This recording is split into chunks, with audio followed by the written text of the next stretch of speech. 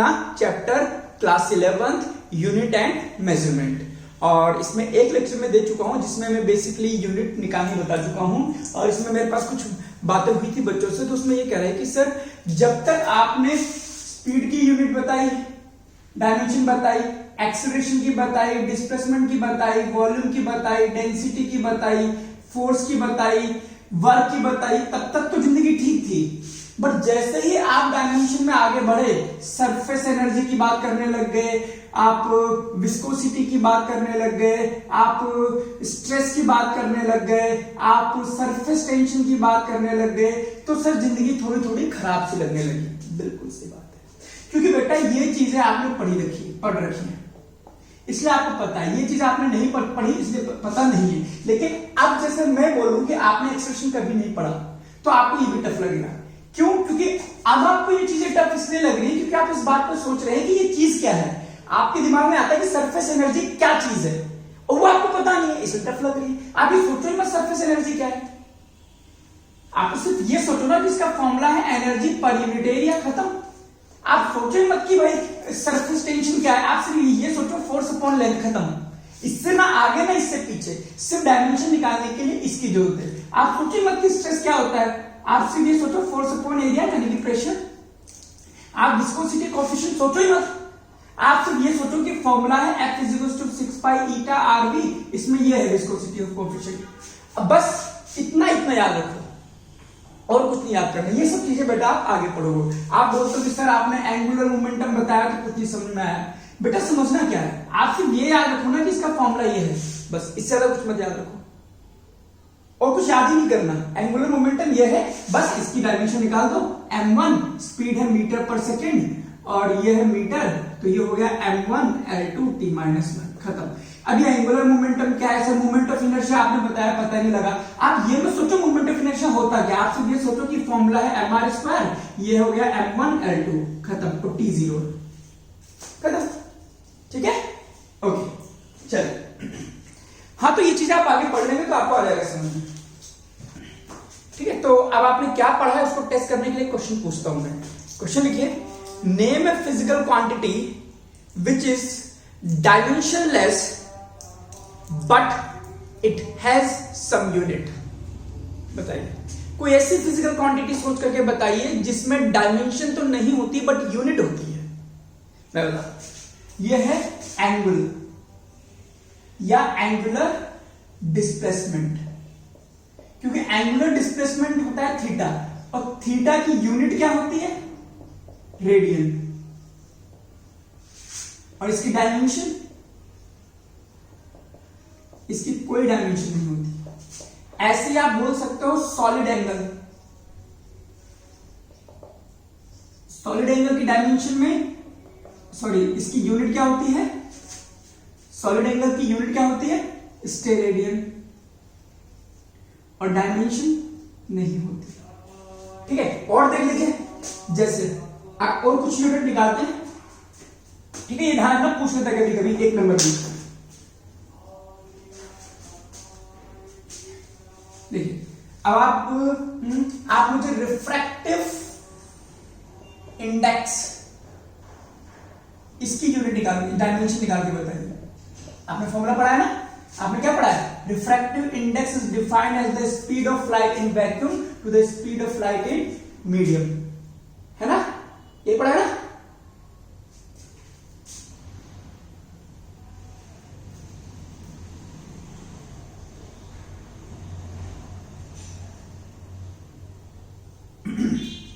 तो ये भी स्पीड ऑफ लाइट है, इसकी डायमेंशन क्या होगी? मीटर पर सेकेंड, L1 t-1। ये भी क्या है? मीटर पर सेकेंड, तो इसकी डायमेंशन क्या आएगी? m0 L0 t0, यानी कि डायमेंशनलेस। और इसमें यूनिट भी नहीं होती, तो ये यूनिटलेस है, ठीक है, ओके। अब आप बताइए मुझे,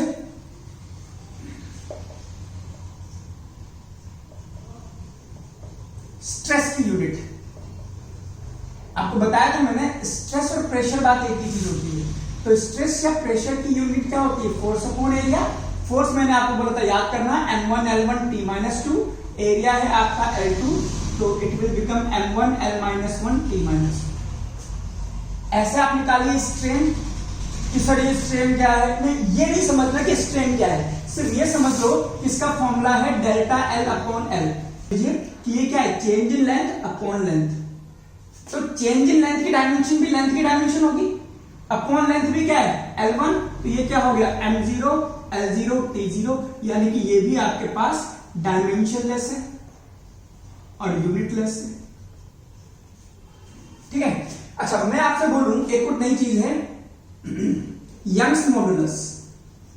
ये क्या है, आप फिजिक्स की सेकंड बुक में पढ़ेंगे। यंग्स मॉडुलस, यंग्स मॉडुलस बोल दे, बल्क मॉडुलस बोल दे,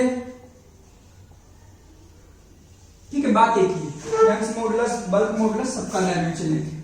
इसको हम दिखाएंगे वाई से। ये होता है स्ट्रेस अपॉन स्ट्रेन, ये याद रखना पड़ेगा।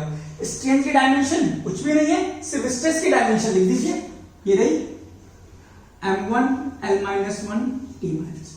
देख लीजिए इसको। तो ओवरऑल बात ये हो गई कि जो रेशियो होते हैं ना, जैसे स्पीड का रेशियो वॉल्यूम के वेलोसिटी के साथ, जो हमने रिफ्रैक्टिव इंडेक्स पढ़ा, लेंथ का रेशियो, ठीक है, ये आपने स्ट्रेन पढ़ा, इनकी कोई डायमेंशन नहीं होती। सेम चीज का ऊपर भी स्पीड नीचे भी स्पीड, कोई डायमेंशन नहीं होगी। ये भी लेंथ, कोई डायमेंशन। तो ये चीज ध्यान रखना। अब जैसे मैं आपसे बात करूं कि मुझे फ्रीक्वेंसी की डायमेंशन बताइए, फ्रीक्वेंसी का फॉर्मूला पता होना चाहिए। आपको पता है फ्रीक्वेंसी 1 टाइम पीरियड होती है ना। टाइम पीरियड क्या होता है, इसकी डायमेंशन T1, ये ऊपर जाएगा T-1, और इसको आप ऐसे भी लिख सकते हैं M0 L0 T-1। तो कुछ टीचर बुरा मान जाते हैं कि अगर आपने स्क्वायर ब्रैकेट नहीं लगाया है तो, ठीक है। तो हम चैप्टर को आगे बढ़ाते हैं और लिखिए application of dimensional analysis. Application of dimensional analysis, इसमें पहला लिखिए कन्वर्जन ऑफ, लिखिए conversion of units from one system to another, from one system to another. चलिए अब कुछ चीजें मैं आपको पहले बेसिक्स में बता देता हूं कि हम करने क्या वाले हैं। हम यहां ये सीखेंगे कि हम एमकेएस सिस्टम से सीजीएस सिस्टम में कैसे जाएं, ठीक है, ये हमें सीखना है। फॉर एग्जाम्पल जैसे हम बोलते हैं फोर्स होता है M इंटू ए, M होता है किलोग्राम, एक्सीलरेशन होता है मीटर पर सेकेंड स्क्वायर। इसको सीजीएस में कैसे बदलें, तो फॉर्मूला तो यही रहेगा M इंटू ए, बस फर्क सिर्फ इतना है, किलोग्राम की जगह हम ग्राम लिख देंगे, मीटर की जगह हम सेंटीमीटर लिख देंगे और सेकेंड स्क्वायर लिख देंगे। इस पूरे को हम बोलते हैं न्यूटन फॉर द रेस्पेक्ट, और इस चीज को हम बोलते हैं डाइन। यानी कि आपसे बोल दे कि फोर्स की यूनिट एमकेएस या एसआई सिस्टम में क्या है, आप बोलेंगे न्यूटन। उसी को सीजीएस में क्या बोलते हैं, डाइन। लेकिन मैं आपसे बोलूं कि 1 न्यूटन इज इक्वल टू कितने डाइन होते हैं, ये हम निकालना सीखेंगे। ऐसे ही मैं दूसरा एग्जांपल लूं वर्क का, फोर्स इंटू डिस्प्लेसमेंट, यानी कि न्यूटन इंटू मीटर। ऐसे ही सीजीएस में जाएंगे, फॉर्मूला तो F इंटू डी है, बट फोर्स की जगह लगेगा डाइन और मीटर की जगह लगेगा सेंटीमीटर। इसको हम विद ड्यू रेस्पेक्ट जूल कह देते हैं, और इसको यहां पर बोला जाता है अर्क। लेकिन मैं आपसे बोलूं कि 1 joule is equal to how much ergs, ये हम निकालना सीखेंगे। सुना बेटा, हम ये चीजें पढ़ेंगे। वैसे एक तरीका यह है कि आप लिख दें 1 किलोग्राम मीटर पर सेकेंड स्क्वायर, और यहां लिख दें 1 का 1 किलोग्राम। 1 किलोग्राम में कितने ग्राम होते हैं, 1000 ग्राम। 1 मीटर में कितने सेंटीमीटर होते हैं, 100 सेंटीमीटर। सेकंड तो सेकंड स्क्वायर, तो आप लिख देंगे 10 की पावर 5 आ गया, 3 to 5, और ये हो गया ग्राम सेंटीमीटर पर सेकंड स्क्वायर। ये हो गया, इस चीज को आप बोलते हो न्यूटन, तो ये हो गया 1 न्यूटन इज इक्वल टू 10 की पावर 5 डाइन। ये निकल गया आंसर। बट ये हमने यूनिट का यूज करके निकाला है, हमने डायमेंशन का यूज करके नहीं निकाला। लेकिन क्वेश्चन में आता है हमारे डायमेंशन का यूज करके निकालना है, ठीक है, वो भी हम सीखेंगे। बट फिर भी ये बता देता हूं, जैसे मैं बोलूं कि 1 जूल है, इसको आपको आर्क्स में बदलना है। तो मुझे पता है जूल का मतलब होता है न्यूटन इंटू मीटर, है ना, और इसका मतलब होता है डाइन इंटू सेंटीमीटर। अब देखो एक की जगह 1, न्यूटन को जब डाइन में चेंज करेंगे तो 10 की पावर 5 लगेगा, और मीटर को सेंटीमीटर में लगेंगे तो 10 की पावर 2 हो जाएगा। तो ये हो गया 10 की पावर 7, और ये आ गया मेरे पास, इसको मिला करके बोल दूंगा अर्थ, यानी कि 1 जूल इज इक्वल टू 10 की पावर 7 अर्थ। बट ये यूनिट का यूज करके निकाला है हमने, इसलिए हम इसको पेपर में नहीं करेंगे, बट हमें पता तो होना चाहिए, है ना। ठीक है, अब हम इसी चीज को डायमेंशन का यूज करके निकालना सीखते हैं। ठीक है, तो हेडिंग ये भी लिख लेना बेसिक्स में। ओके, लिखिए डायमेंशन का यूज करके। पहला, conversion of unit from one system to another. आइए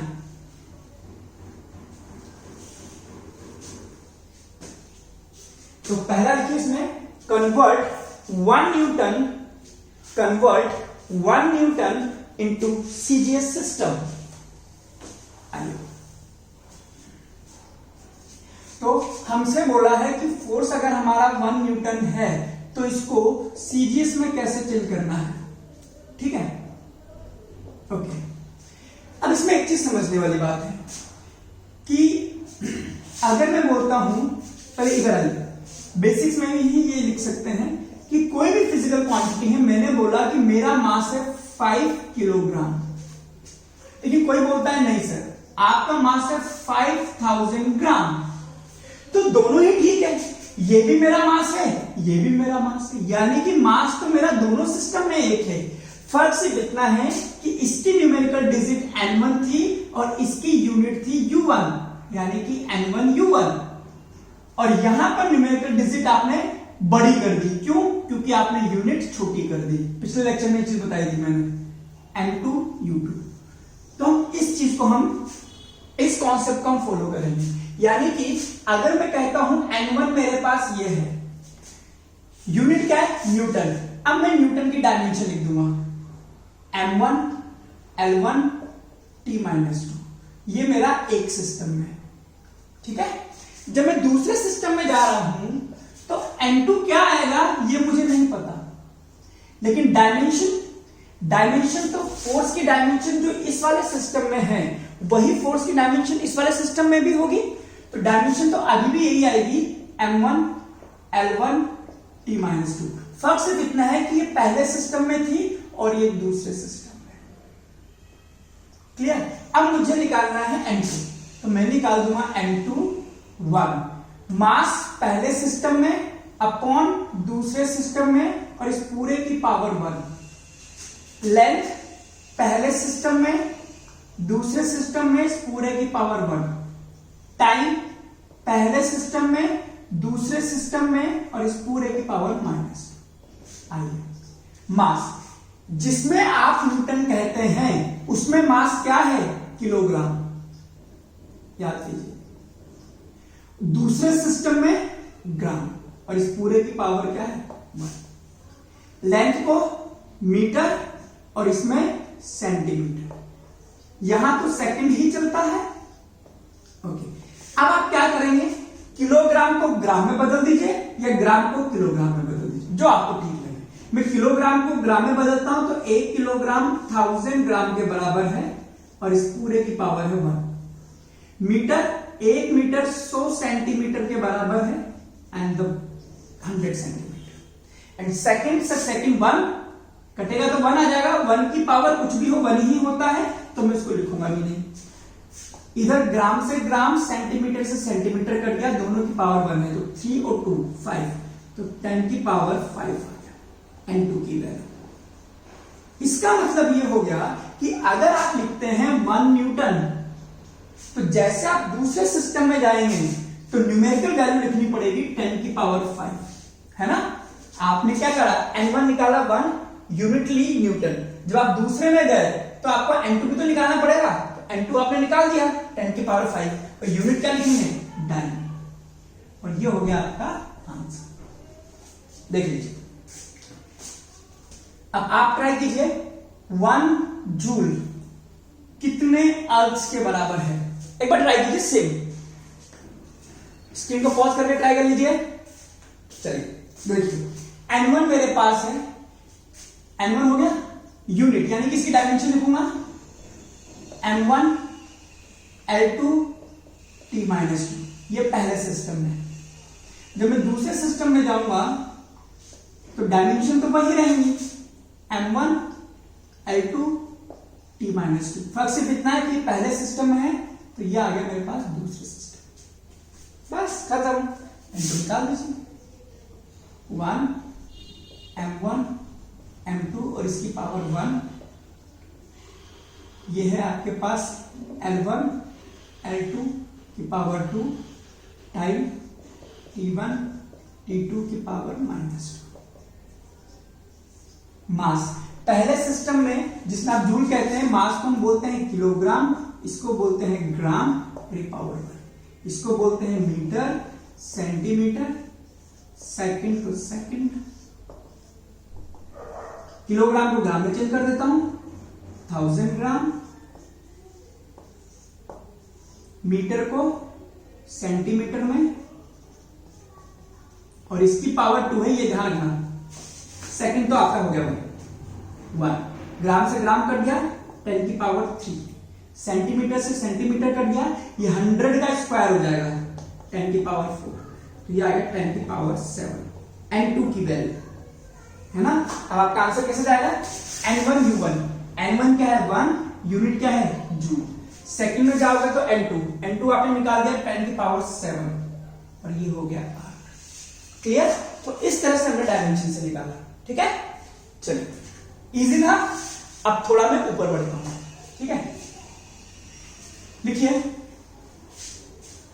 अगला क्वेश्चन, लिखिए convert gravitational constant into CGS system. चलिए शुरू कीजिए, स्क्रीन को पॉज कीजिए और एक बार करके देखिए। ओके, पहले हम बात करते हैं ग्रेविटेशनल कांस्टेंट। आपको याद होगा ग्रेविटेशनल कांस्टेंट आपने फॉर्मूला में पढ़ा था Gm1m2/r², और ये था हमारे पास ग्रेविटेशनल कांस्टेंट, जिसकी वैल्यू हुआ करती थी 6.67 इंटू 10 की पावर -11। फोर्स की जगह न्यूटन, ये ऊपर चला गया मीटर स्क्वायर, और ये नीचे आ गया किलोग्राम स्क्वायर। चलिए, जिसको नहीं आया था वो इसको देख लीजिए। इस यूनिट को हमें सीजीएस में चेंज करना है डायमेंशन से, ठीक है। करके देखिए, फिर से करके देखिए, ठीक है। तो पहला मैं इसकी डायमेंशन निकाल लूं, ठीक है। तो साइड में ग्रेविटेशनल कांस्टेंट की डायमेंशन में निकाल देता हूं, force metre square upon kilogram square. Even ये मैं निकाल चुका हूं, पलट करके देख लेना, ठीक है। फिर भी निकाल देता हूं m1 L1 T-2, r मतलब डिस्टेंस यानी कि L2, किलोग्राम मतलब m2, तो ऊपर चला जाएगा m-1 L3 T-2। ये होगी इसकी dimension 6.67 into 10 raise to the power -11। n1 u1, बड़ी डायमेंशन बोल रहा है, पहले मैं इसकी डायमेंशन लिखूंगा, ये भी m-1 L3 T-2।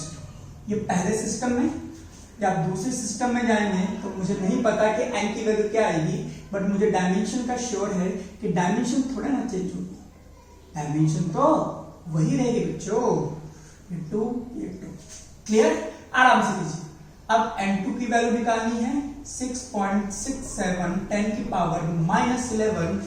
पहले सिस्टम में ये नीचे आ जाएगा इसके m2, इसकी power -1 L1 L2 3 T1 T2 -2 -11। Okay, पहले सिस्टम में किलोग्राम, दूसरे सिस्टम में ग्राम, -1 मीटर, सेंटीमीटर, 3 सेकंड, -2। पहले सिस्टम में 10 की पावर, किलोग्राम को ग्राम में बदलिए 1000 ग्राम की पावर -1 मीटर, सेंटीमीटर, 100 सेंटीमीटर। गलती नहीं करेंगे। सेकंड तो हो गया, 6.67 10 की पावर -11, ग्राम ने ग्राम को मार दिया, 10 की पावर 3 -1 10 की पावर -3, सेंटीमीटर ने सेंटीमीटर को खा लिया, 10 की पावर 2 3 10 की पावर 6। अब इसको सॉल्व कर लीजिए, अब इसको सॉल्व कीजिए, 6.67 10 की पावर -11 और -3, 10 की पावर -14, 6 गया -8, हो गया।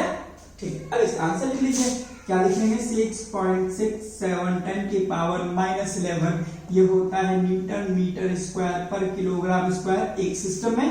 एंड सीजीएस में आप दूसरे सिस्टम में जा रहे हैं तो ये लिखेंगे 6.67 इंटू 10 की पावर -8, न्यूटन को लिखेंगे डाइन, मीटर को लिखेंगे सेंटीमीटर, किलोग्राम को लिखेंगे ग्राम का square, and that is your answer. ठीक है, इजी है, इसमें टफ नहीं है।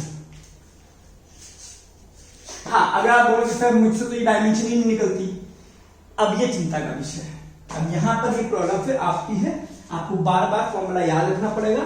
ठीक है, चलिए सपोज करो क्वेश्चन आपको दिया कि एक फॉर्मूला है t = 2 पाई √L/g, कहता है कि the formula shows the time period, ये क्या फॉर्मूला है, time period of simple pendulum. अब आप बताइए क्या ये फॉर्मूला डायमेंशनली करेक्ट है या नहीं है, सिर्फ डायमेंशनली देखना है। अब आपको पता है ऐसा नहीं हो सकता कि 3 किलोग्राम 3 मीटर के बराबर हो जाए, क्लियर, ऐसा नहीं हो सकता। एक मास के बराबर होता है ना, आप ये कह सकते हो 3 किलोग्राम 3000 ग्राम के बराबर होता है। एलएचएस की डायमेंशन m1 और आरएचएस की डायमेंशन भी क्या आनी चाहिए, m1, तभी तो बराबर होगा। इस केस में एलएचएस की डायमेंशन है m1, एलएचएस की डायमेंशन है l1, तो ये इक्वल नहीं हो सकता। तो आपको क्या करना है, एलएचएस की डायमेंशन निकालनी है, आरएचएस की डायमेंशन निकालनी है। अगर वो दोनों बराबर हैं तो आप कह देना फॉर्मूला ठीक है, अदरवाइज फॉर्मूला गलत। जैसे t टाइम पीरियड यानी कि टाइम t1, 2 पाई की कोई डायमेंशन नहीं है, लेंथ होता है l1, और ये ग्रेविटेशनल एक्सेलरेशन, एक्सेलरेशन तो एक्सेलरेशन मीटर पर सेकंड स्क्वायर, और इस पूरे की पूरा रूट में है तो पावर 1/2। तो L1 से L1 कट गया, ये ऊपर चला गया और ये हो गया T1। तो हम कह देंगे since dimension of LHS is equal to the dimension of RHS, hence the formula is dimensionally correct। Clear. अच्छा, हमें इससे सिर्फ इतना पता लगता है कि डायमेंशनली करेक्ट है। अगर मैं यहां 4 लिख देता ना तो फॉर्मूला तो गलत हो गया, बट डायमेंशनली अभी सही है। ठीक है, तो डायमेंशनली करेक्ट होना फॉर्मूले के सही होने का प्रमाण नहीं है। ठीक है, चलिए अगला कीजिए को लिखिए, अपने आप लिख लीजिए, range of a projectile, projectile क्या होता है आप पढ़ेंगे आगे। Range of a projectile is given as r is equal to u square sin square theta upon g. Range is measured in meter. u is initial speed. ठीक है, try बताइए। आई range metre में नापी जाती है, तो dimension of LHS is this one, यहां लिख देंगे dimensional analysis.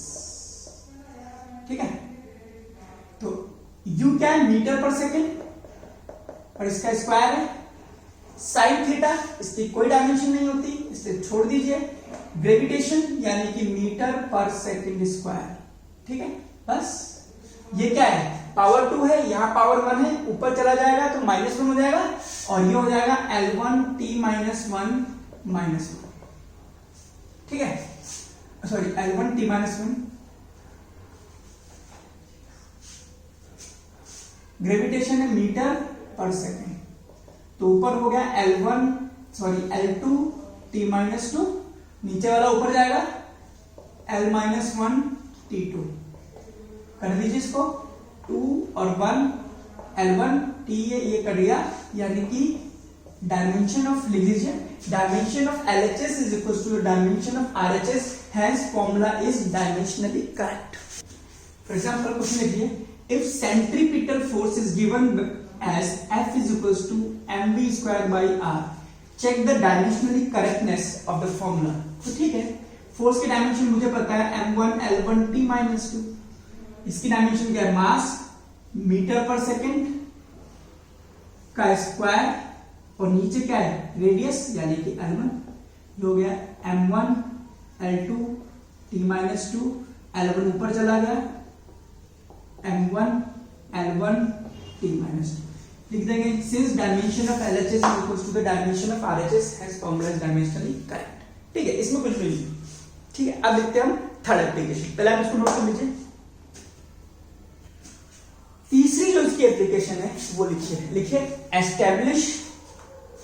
Establish relationship among various quantities. To establish relationship among various quantities. ठीक है, ये थोड़ा सा अच्छा है, मतलब ठीक है, समझने के लिहाज से पहले वालों से थोड़ा टफ है। चलिए इसमें डायरेक्ट एक क्वेश्चन करते हैं। देखिए, इफ स्टोक्स लॉ, ये सर स्टोक्स लॉ क्या है? आपको यही मैं कह रहा हूं, आप ये मत देखिए कि लॉ क्या है, आप सिर्फ डायमेंशन का ध्यान रखिए, बस इतना सीखना है। स्टोक्स लॉ भी हम आगे पढ़ेंगे, है ना, volume 2 physics 11th class, right. लिखिए, if Stokes law has been developed using this principle, Stokes law is developed using this principle. लिखिए, the law explains the motion of a spherical ball in a viscous fluid where a viscous force due to fluids depends on number 1 radius of ball, bracket में लिखिए small r, number 2 velocity of ball,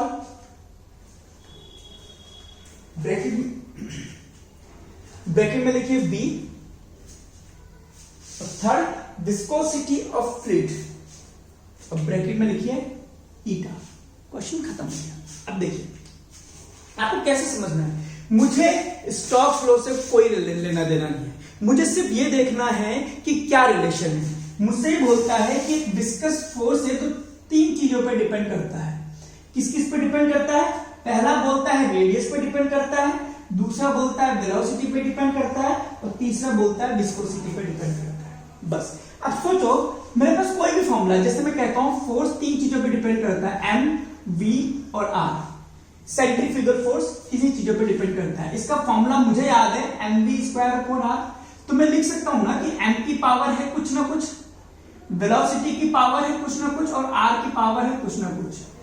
ये है relation. फर्क सिर्फ इतना है कि फॉर्मूले में x की वैल्यू क्या आ रही है 1, y की वैल्यू क्या आ रही है 2, और z की वैल्यू क्या आ रही है -1। यानी कि अगर मैं ये बोलूं कि फोर्स इन 3 चीजों पर डिपेंड करता है, तो मैं ये मान लूं कि फोर्स r की पावर x, वेलोसिटी की पावर y और ईटा की पावर z पे डिपेंड करता है। अब मेरा मकसद सिर्फ x, y, z को निकालना है। अगर मेरे पास ये आ गए तो मेरे पास फॉर्मूला निकल के आ जाता है। ठीक है, ओके। अब क्या करना है, ये समझ आ गया ना। अब देखिए, मुझे पता है force is proportional to r की पावर x, v की पावर y और ईटा की पावर z। नाउ अब मुझे इतना भी पता है LHS की डायमेंशन RHS की डायमेंशन के बराबर है। डायमेंशनल एनालिसिस, क्या करूंगा मैं? डायमेंशन लिखता हूं। LHS की डायमेंशन m1 L1 T-2, और RHS की डायमेंशन भी सेम होनी चाहिए। ये क्या है? रेडियस यानी कि मीटर, यानी कि L की पावर x। वेलोसिटी मीटर पर सेकेंड की पावर y। ये क्या है? और ये ईटा की डायमेंशन हमने पहले निकाल रखी है, मुझे याद है थोड़ी सी, m1 L-1 T-1 z। एक बार मैच कर देना, ये थी ना। ठीक है, बस अब मैं इसको सॉल्व कर देना, इससे मेरे पास x, y, z की वैल्यू आ जाएगी। ठीक है, और कुछ नहीं करना। जैसे यहां पर मुझे मास वाले को लिख लीजिए m की पावर z। लेंथ क्या है? इसकी पावर y, इसकी पावर x, इसकी पावर y, तो ये हो गया x प्लस y। ये क्या है? -1 की पावर z, यानी कि -z। ये हमारे पास लेंथ की पावर। टाइम यहां कुछ नहीं है, यहां पर है -y और यहां पर टाइम है -z। अब बताइए, अगर यहां पर m की पावर 1 है, यहां m की पावर z है, तो मैं बोल सकता हूं कि m की पावर 1 m की पावर z बराबर है, तो z की वैल्यू आ गई 1। ये देख लीजिए। अब अगर मैं मास को लिया तो मेरे पास वैल्यू आ गई, मैं लेंथ को लूंगा तो मेरे पास z तो है, पर मुझे x और y भी निकालना पड़ता है, इसलिए मैं अभी लेंथ को छोड़ रहा हूं, मैं टाइम को ले लेता हूं। टाइम की डायमेंशन -2, इधर क्या है -y -z, यानी कि मैं कह सकता हूं कि -2 = -y -z। z की वैल्यू क्या है 1, तो मैं यहां लिख सकता हूं y + 1 = 2। माइनस कॉमन लेके काट दिया मैंने, ठीक है। तो y कितना आ गया, y आ गया मेरे पास 2। ये देखिए मेरे पास z आ गया, y आ गया, z भी आ गया, y भी आ गया। अब मैं x की वैल्यू के लिए लेंथ को कंपेयर कर दूंगा। L1 L x + y - z, यानी कि x + y - z = 1, ठीक है। तो x की वैल्यू क्या है मुझे निकालनी है, y की वैल्यू हाँ है, z की वैल्यू है, तो ये हो गया मेरे पास 1, ठीक है। इसका मतलब मेरे पास रिलेशन क्या है, force is proportional to r की पावर x, यानी कि r की पावर 1, v की पावर y, यानी कि 1, ईटा की पावर 1, यानी कि फोर्स आ गया मेरे पास। अब देखो, अगर प्रोपोर्शनलिटी साइन हटाऊंगा तो मैं कांस्टेंट लगा दूंगा अपनी तरफ से के, और ईटा r v, और कह दूंगा ये मेरे पास आंसर है विस्कस फोर्स का। किससे कि k क्या है, k क्या है, इज अ कांस्टेंट,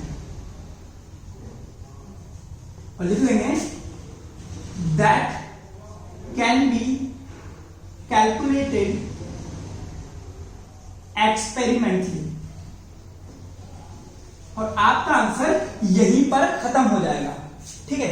बट मुझे पता है कि यहां पर k की वैल्यू 6 पाई आती है, तो फॉर्मूला हो गया 6 पाई ईटा r। याद कीजिए फॉर्मूला हमने पहले भी पढ़ा हुआ है। अब आप बोलेंगे सर हमें कैसे पता लगेगा k की वैल्यू क्या है, नहीं पता लगेगा, इसीलिए बोला आप आंसर यहीं पे छोड़ेंगे, खत्म। इसके बाद आपको पूरे नंबर मिल जाएंगे, ठीक है। बट मुझे पता है ये 6 पाई आता है, मुझे पता है, ठीक है। देख लीजिए एक बार, हमसे बोला देखो बेटा इस तरह के क्वेश्चन में एक फिजिकल क्वांटिटी 3 चीजों पे डिपेंड करवाएगा, तो उस फिजिकल क्वांटिटी 3 चीजें लिख करके उसकी पावर x y z करके दोनों की डायमेंशन बराबर कर देंगे, फिर इसको सॉल्व करना है, और फिर इस प्रोपोर्शनलिटी साइन को हटा करके कांस्टेंट लगाना है और लिख देना है is that can be calculated experimentally, और क्वेश्चन का आंसर यहीं पर छूट जाएगा बस, ठीक है। एक बार अगला क्वेश्चन ट्राई कीजिए, लिखिए इफ टाइम पीरियड, लिखिए if time period of a simple pendulum depends on length of the pendulum and gravitational acceleration, what will be it's formula. Clear, अब करके देखिए एक बार। तो इसमें अब ये मैं बोला सर सिंपल पेंडुलम क्या होता है, ये सब वो सबसे मतलब नहीं है। मुझसे बोला है कि टाइम पीरियड 2 चीजों पे डिपेंड करता है, एक लेंथ पर और एक ग्रेविटी पर। मैंने माना इसकी पावर x है, इसकी पावर y, बस खत्म। अब दोनों की डायमेंशन सेम कर दो कि t is proportional to l की पावर x, g की पावर y। यहां लिखेंगे dimensional analysis,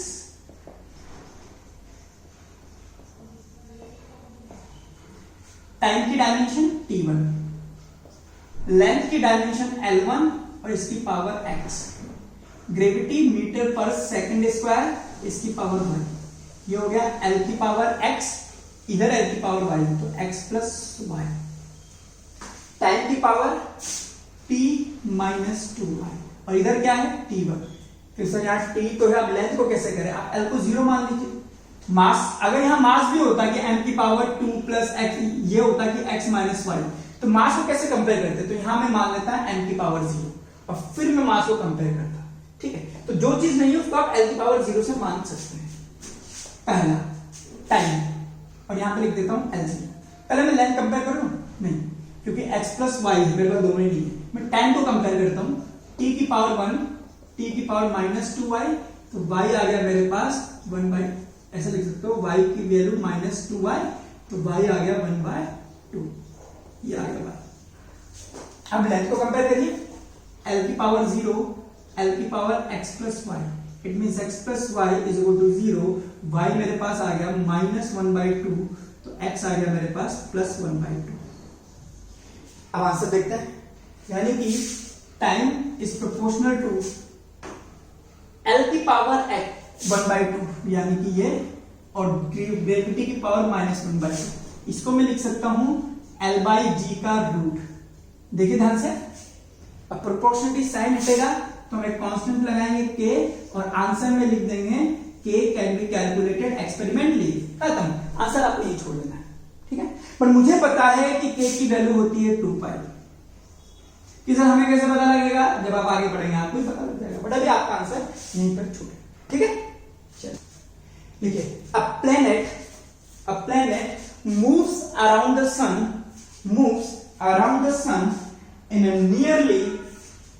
in a nearly circular orbit. If period of evolution bracket में लीजिए कैपिटल T, यानी कि टाइम पीरियड की बात कर रहे हैं, depends on number 1 radius of orbit, bracket में लीजिए r, number 2 mass of sun, bracket में लिखिए कैपिटल M, और तीसरी चीज लिखिए ग्रेविटेशनल कांस्टेंट, ब्रैकेट में लिखिए कैपिटल G। ट्राई कीजिए, इसको स्क्रीन को पॉज कीजिए, ट्राई कीजिए, ट्राई कर लिया करो, ऐसा नहीं कि हाँ सही बता रहे हैं, इस तरह से फिर आप लाइफ में कुछ भी नहीं अचीव करेंगे। अलसस्य कुतो विद्या, अविदस्य कुतो धनम, धनम कुतो मित्रम, मित्रम कुतो सिकम। आलसी को विद्या नहीं आती है। जिनसे भी मैं कहता हूं ना कि बेटा ये पढ़ करके आना, ये क्वेश्चन करके आना, और जो कहता है हाँ सर ये कहना, तो बेटा देखो मैं सबको एक जैसा पढ़ाता हूं, बट किसी का 98 आता है और किसी के 89 आता है और किसी के 9 ही आता है, डिफरेंस होता है। आलसी वाला काम नहीं करना है, जो मैं बोल रहा हूं वैसा वैसा करते जाइए ना, क्या दिक्कत है, पढ़ना तो है सही, ठीक है।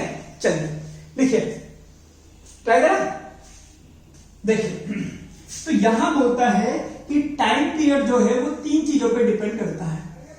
एक है radius of orbit, mass of sun और ग्रेविटेशनल कांस्टेंट, ठीक है। मैंने माना ठीक है, इसकी पावर x मान लूंगा, इसकी पावर y मान लूंगा, इसकी पावर z, कि सब पे पावर abc मानूंगा, अब कुछ नहीं माने मैं यार, ln z q r कुछ मान, कोई दिक्कत नहीं। तो t should be proportional to r की पावर x, m की पावर y और g की पावर z। अब क्या करेंगे, एक लाइन लिखेंगे, डायमेंशनल एनालिसिस, ये लिख दिया करो, अच्छी लाइन है, एनालिसिस स्पेलिंग से लिख देना। टाइम पीरियड की डायमेंशन t1, रेडियस यानी कि मीटर की डायमेंशन x, मास की डायमेंशन y, g की डायमेंशन होती है m-1, निकालना इसको l की पावर 3, t की पावर -2 और इसकी पावर, एक बार डायमेंशन मैच कर लेना, ठीक है। चलिए तो ये हो गया t1, यहां मैं लेंथ को एक साइड कर देता हूं, लेंथ की पावर x, लेंथ की पावर 3z, ठीक है ना, और मास की पावर यहां पर y और यहां पर -z, और कुछ है, हाँ टाइम की पावर -2 और z। अब पहले मैं इसको कंपेयर करता हूं, सर यहाँ पे टाइम है तो मैं क्या करूं, मास और लेंथ भी तो लाना है ना बेटा, m0 l0, क्लियर। और सबसे पहले मैं किसको निकालूं, इसमें 2 क्वांटिटी है, टाइम लगेगा, इसमें एक है, तो पहले मैं टाइम को एनालाइज कर देता हूं। t1 t की पावर -2z, यानी कि 1 की वैल्यू -2z के बराबर होगी और z हो जाएगा आपके पास 1/2, हो गया। अब z आ गया हमारे पास, अब मास को कर दीजिए, m की पावर 0, m y - z, यानी कि y - z is equal to 0, तो z कितना आ गया, मतलब z तो पता है ना आपको कितना है, -1/2, गलती मत कर देना, ये +1/2 हो जाएगा, वहां जाएगा तो माइनस हो जाएगा,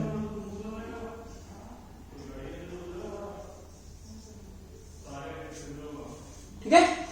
आइए मास हो गया 0, मास हो गया y माइनस जेड, तो 0 हो गया y minus Z,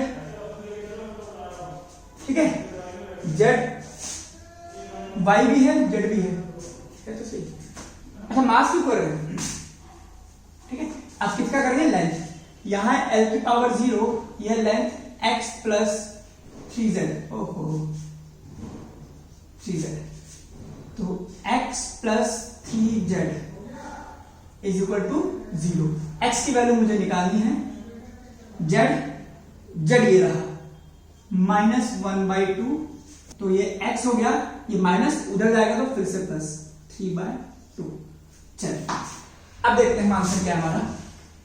t is proportional to r की पावर x की वैल्यू है 3/2, ओके। मास की पावर y यानी कि -1/2, g की पावर z यानी कि -1/2। इसको मैं थोड़ा सा तमीज से लिख लूं तो मैं इसको नीचे ले जाता हूं, r की पावर 3/2, g और m की पावर 1/2, ठीक है। प्रोपोर्शनलिटी साइन, या फिर ऐसा करो दोनों साइड का स्क्वायर कर दो, छोड़ो प्रोपोर्शनलिटी साइन हटाया तो k लगाया, r की पावर 3/2 और √gm, ये मेरा आंसर हो गया। और लिखूंगा k can be calculated experiment, खत्म, ठीक है। So this is how you will calculate the relationship among various quantities. एक चीज बोलेगा, उसकी डिपेंडेंस 2-3 चीजों पे देगा, उसकी पावर मान करके डायमेंशनल एनालिसिस आपको करना है और कुछ नहीं करना है, ठीक है। चलिए अभी आपके पास, ठीक है। अब मैं आपको एक लास्ट क्वेश्चन करा रहा हूं, ये लास्ट चांस है आप क्वेश्चन को सही करेंगे, ठीक है। Question, the frequency of oscillating drop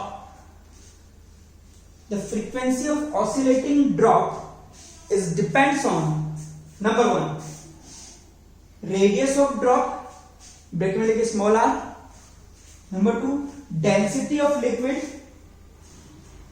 bracket में लिखिए रो ऐसे लिखते हैं ना, ये रो होता है रेजिस्टिविटी वाला, चलिए। Third surface tension S, try कीजिए, चलिए जल्दी से स्क्रीन को पॉज कीजिए, ट्राई कीजिए।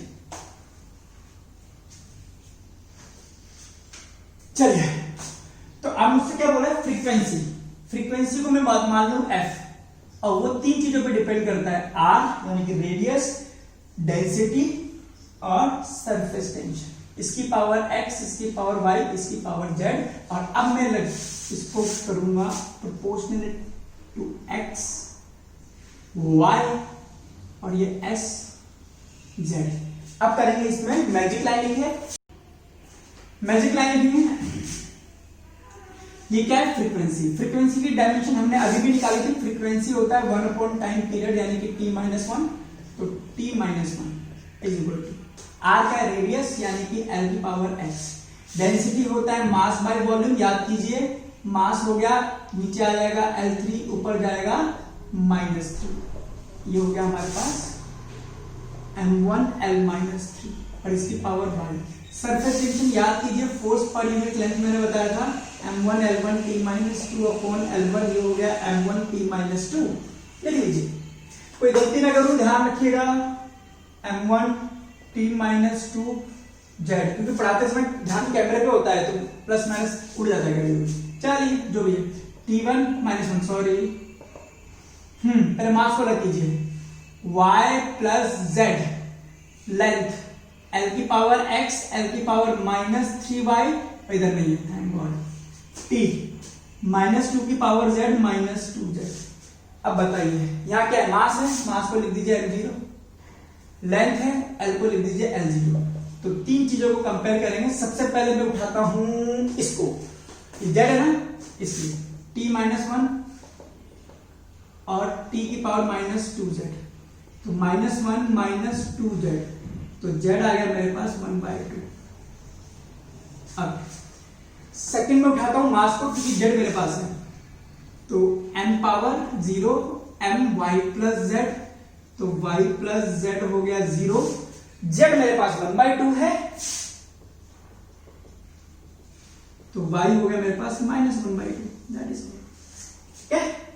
चलिए थर्ड मेरे पास मास हो गया लेंथ की पावर यहाँ पे क्या है 0, यहाँ क्या है l की पावर x माइनस 3y, तो 0 is equal to x minus 3y। मेरे पास क्या y है y, तो ये हो जाएगा मेरे पास x is equal to 3y और y मेरे पास है 1/2 माइनस में, तो x हो गया मेरे पास माइनस 3/2। अब लिखते हैं आंसर। तो frequency is proportional to r की पावर x यानी कि माइनस 3/2, रो की पावर y यानी कि माइनस 1/2, जेड एस यानी कि सरफेस टेंशन की पावर 1/2। प्रोपोर्शनलिटी साइन हटाएंगे, कांस्टेंट लगाएंगे, ये देखना माइनस 1/2, बस इतना थोड़ा सा तमीज, आप ऐसे भी छोड़ दे लो, हटाओ मार लो, इसको प्लस कर दो, r की पावर 3/2, रो की पावर 1/2, s की पावर 1/2, कहते हैं ना ये आपका आंसर है। k can be calculated, frequency है ना, k can be calculated experimentally, ठीक है, बट मैं इसको थोड़ा सा तमीज से लिखूं, ऐसे गंदे से लिखा हुआ है, ये 1/2 ये 1/2, तो ये हो गया s बाई रो, ये है आपके पास r, उसकी पावर 1/2 है, तो ये हो गया आपके पास, ठीक है, तो ये हो गया आपका, ठीक है। तो बेटा मैंने आपको डायमेंशन निकालनी बता दी है, अनडाउटेडली आपको फॉर्मूले याद रखने पड़ेंगे, क्वांटिटी से मतलब नहीं बट फॉर्मूले आपको याद रखने हैं, ठीक है। एक तो ये बात, एनसीईआरटी के लास्ट पेज पे जाना, उधर बहुत सारी डायमेंशन लिखी है, आपको आइडिया हो जाएगा, देखिए डायमेंशन का कितना अथाह समंदर है हमारे पास, ठीक है। तो डायमेंशन निकाली मैंने आपको बता दी, मैंने आपको यूनिट्स के बारे में जानकारी दे दी और मैंने डायमेंशन का यूज बता दिया। अब इन तीनों को मिला करके कैसे क्वेश्चन घूमते हैं वो क्वेश्चन हम करेंगे नेक्स्ट क्लास में। आप भी अपने हिसाब से प्रैक्टिस कर लीजिए डायमेंशन और डायमेंशन की, और उसको मार्क कर दीजिए। प्रैक्टिस कहां से करेंगे, आप कोई भी रिफ्रेशर ले लीजिए, वैसे एसएल अरोड़ा ले लीजिए, अच्छी बुक है, तो उसमें जितने भी एग्जांपल्स हैं सबको कीजिए, उसको मार्क करते चलिए। पीछे की तरफ कॉम्पिटिटिव सेक्शन भी है, उसको भी ट्राई कीजिए, जो उसमें नहीं होता उसको मार्क कीजिए, और ये सारे क्वेश्चन मेरे को भेज दीजिए, व्हाट्सअप कर दीजिए, मैं सारे क्वेश्चन को इकट्ठे करके नेक्स्ट क्लास में सॉल्व कराता हूँ, बढ़िया आप कर लीजिए, ठीक है। कुछ मेरे पास क्वेश्चन है मैं वो करा दूंगा, और जो आप पूछेंगे वो भी कराता हूँ, फिर हम इस चैप्टर को आगे बढ़ाते हैं, ठीक है। इतना आप प्रॉमिस कीजिए कि आप मुझे वो क्वेश्चंस मार्क करके भेजने वाले हैं कि सर पेज नंबर इतने पे ये वाला क्वेश्चन है, उसकी फोटो खींच करके भेज देना, ठीक है। चलिए टेक केयर।